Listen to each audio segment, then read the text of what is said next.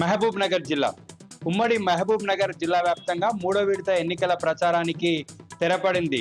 సాయంత్రం 5 గంటల వరకు ప్రధాన పార్టీల నాయకులంతా కూడా వారి సర్పంచ్ అభ్యర్థులను గెలిపించుకోవడానికి విస్తృతంగా ప్రచారాన్ని నిర్వహించారు. ఉమ్మడి జిల్లా వ్యాప్తంగా 27 మండలాల్లోని 563 గ్రామాల్లో మూడో విడత గ్రామ పంచాయతీ ఎన్నికల పోలింగ్ జరగనుంది. ఎల్లుండి జరిగే ఈ పోలింగ్ ఉదయం 7 గంటల నుండి మధ్యాహ్నం 1 గంట వరకు జరగనుంది. మధ్యాహ్నం 2 గంటల నుంచి కౌంటింగ్ ప్రారంభించి వెంటనే ఫలితాలను ప్రకటించనున్నారు. రేపు డిస్ట్రిబ్యూషన్ సెంటర్ల నుండి సిబ్బంది వారికి కేటాయించిన పోలింగ్ కేంద్రాలకు చేరుకోనున్నారు. మహబూబ్ నగర్ జిల్లా భవిష్యత్తు బీఆర్ఎస్ పార్టీదేనని స్థానిక సంస్థల ఎన్నికలతో రుజువైందన్నారు మాజీ మంత్రి లక్ష్మారెడ్డి. నవాపేట మండల కేంద్రంలో నూతనంగా ఎన్నికైన సర్పంచులను ఆయన సన్మానించారు.